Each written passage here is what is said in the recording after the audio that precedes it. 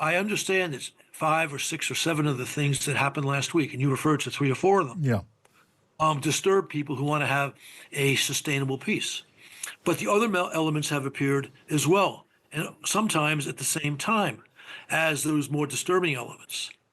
And as long as Trump and his team, stick to those conditions, this can come out with a sustainable peace.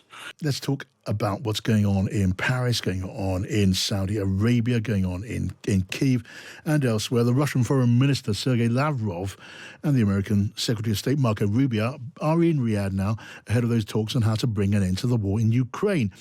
Ukrainians, they're saying they will not play a more central role until Wednesday, when President Zelensky is expected to be there.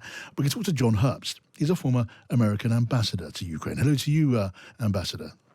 Hi, good to be with you. Well, good to have you here. Tell me, what is your analysis? What's your opinion of the way Donald Trump's team have played their hand in this Ukraine war and crisis so far? Well, Trump has an idiosyncratic style of negotiations. We saw that, for example, in his first term when he was negotiating with the strongman in North Korea. And he did many similar things to what he's done now, including fatuous flattery of Kim at that time. And we've seen similar flattery of Putin, but also some hard words. And if we go back and look, Trump walked away from negotiations with North Korea when he found they were not willing to do what he wanted. And so we're seeing something of that right now. Tactics which seem to be unusual, but don't necessarily predict what Trump will do next.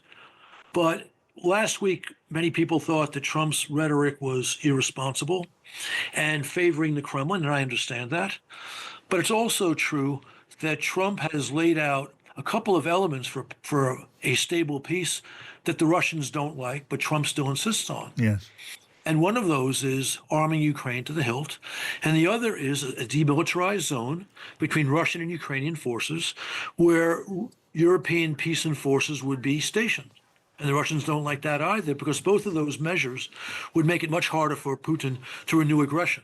Yes, yes. So despite all of the furor last week, and I understand why people weren't happy, for example, when he said that he has to think about whether Zelensky is a full partner in negotiations, he did not back away from those two terms. And in fact, we saw that again in J.D. Vance's interview with the Wall Street Journal. Indeed. Now, look, late last week, we saw Donald Trump, didn't we, really stirring things up with that contribution, telling us that he'd been on the lines of Vladimir Putin, unbeknown to Ukraine or to Europe's leaders. And then we heard from the Defense Secretary of the United States telling us that Ukraine couldn't be a part of NATO. American troops would not be involved. And then we heard from the Vice President of the United States, who seemed to change that or fudge a good deal of that. Maybe American troops might be involved. Maybe there might be some space for Ukraine and NATO membership, unless, of course, that wasn't the case. Does Team Trump have anything like a coherent view at all, do you think, Ambassador? I think there is a method to the madness. And since about 4 or 6 weeks before the inauguration, we saw publicly different terms or different elements for establishing a peace between Russia and Ukraine, for stopping Russian aggression. I mentioned two of those, the things that are difficult for the Kremlin, meaning European forces as peace enforcers and arming Ukraine to the hilt. We saw two things that are not easy for Zelensky, for Ukraine: territorial compromise and a moratorium of at least 20 years on NATO membership. And those themes have recurred, not in a consistent, methodical way, but ad hoc. But they have recurred, which is why I understand it's 5 or 6 or 7 of the things that happened last week, and you referred to 3 or 4 of them. Yeah. Disturb people who want to have a sustainable peace. But the other elements have appeared as well, and sometimes at the same time as those more disturbing elements. And as long as Trump and his team, stick to those conditions, this can come out with a sustainable peace. Of course, the question is, will they stick to those conditions? Yes, yes. And if there is a peace, how sustainable would it be? I was listening earlier today, Ambassador, to a former senior British military commander who said he simply did not know if Europe and Britain could trust Donald Trump. I guess that meant if American troops were to be withdrawn from Ukraine, but also substantially from Europe, and it were to come to hostilities between Europe and the United Kingdom and Russia, well, would the USA simply leave it to Europe to fight its own corner with no support? Is that possible? Well, I think that's a legitimate concern. And I think that something which has not been mentioned yet by the Trump team is eventually going to come up, and maybe sooner now rather than later. There has to be a very serious conversation, even a negotiation between the United States and the European nations that put peace and forces on the ground in Ukraine. To do this job well, they would need, one, American logistics. Yes. Two, American intelligence. Yes. And those things which are still not mentioned, I think are relatively easy to agree on.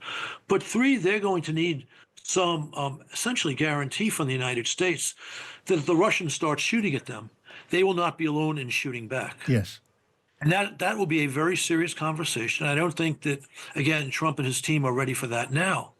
But if this becomes the point on which a peace agreement or the possibility of a peace hinges, I think they'll have to take it very seriously and negotiate in good faith. And this would go a long way towards answering that former senior defense official's concerns. That's an enormously important question. If I can, very briefly, one more. Please. America have now openly stated an ambition to acquire the rights to half of Ukraine's mineral wealth. We're talking about a store of wealth maybe worth $1 trillion, and that would be by way of payment in exchange for, well, less than $100 billion of American support, which is a pretty imbalanced deal. In your mind, is that just hard-headed politics? Because some might say that's a little bit extortionate. It's a kind of a global racketeering. What's your view? My understanding is that Ukrainian rare earth and critical minerals is worth over $25 trillion. Right. Although a substantial portion of that is currently under Russian occupation. Right. I think that Trump's recognition Ukraine has these minerals, and America needs minerals are not controlled by the Chinese, is a very important positive factor. Yes. I think the first bid was over the top, which, as first bids in any negotiation often are. Yeah. And even the notion of Ukraine paying for what had been a gift is not quite kosher. But if there is a deal which enables, one, Trump to claim he got some payback for the weapons previously supplied gratis, and two, gives Zelensky American weapons for future American access to those minerals, Yeah. a deal that could work for everybody. And I would throw in, I know the Brits are very good on this, as are the Americans and the Canadians, getting the other G7 members to agree to send those $300 billion in Russian frozen assets to Ukraine. We could find another way to pay for all this stuff. So interesting, Ambassador. Thank you for joining us. John Herbst, their former U.S. ambassador to Ukraine.